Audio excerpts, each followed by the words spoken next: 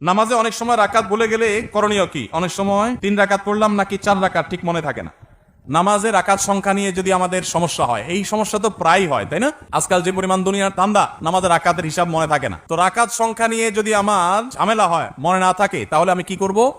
আমি দেখব যে আমার কোনটার দিকে প্রবল ধারণা জাগে। 3 রাকাত আর 4 রাকাত দুটা নিয়ে সন্দেহ হচ্ছে, আমার বেশিরভাগ মনে হচ্ছে 4 রাকাত, তাহলে আলহামদুলিল্লাহ 4 রাকাতই আমি ধরে নিব। আর যদি বেশিরভাগ মনে হয় 3 রাকাত, তাহলে 3 রাকাতই আমি ধরে নিব। প্রবল ধারণা যেটা হবে সেটা আমি ধরে নিব এবং শেষে সিজদা সাও দিয়ে নিব।